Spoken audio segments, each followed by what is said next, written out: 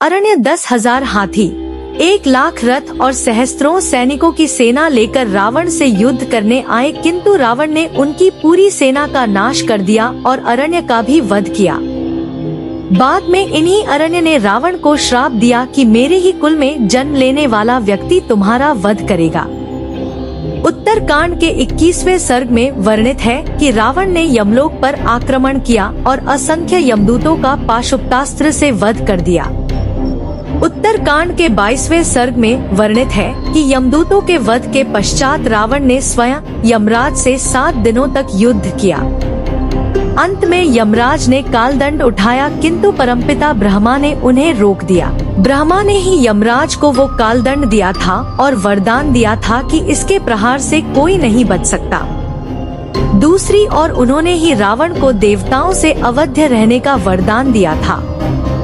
अब यदि कालदंड से रावण मारा जाता या बच जाता, दोनों ही स्थिति में ब्रह्मवाक्य मिथ्या हो जाता। इसीलिए ब्रह्मा जी की आज्ञा मानकर यमराज युद्ध क्षेत्र से हट गए और रावण स्वयं को यम पर विजयी मानकर वहां से चला गया।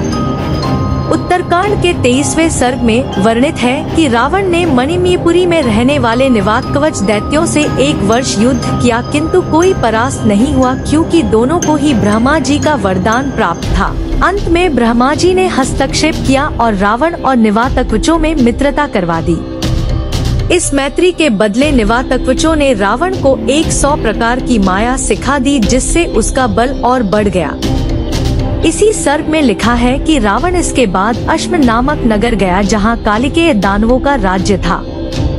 रावण ने उन सभी को परास्त किया, 14,000 कालिकेयों का वध किया और उनके सेनापति विद्युज्जेय, जो रावण की बहन शूर्पणखा का पति भी था, उसका वध कर दिया। आगे इसी सर्ग में वर्णित है कि रावण ने वरुणलोक पर आक्रमण किया और वरुण देव को युद्ध के लिए ललकारा।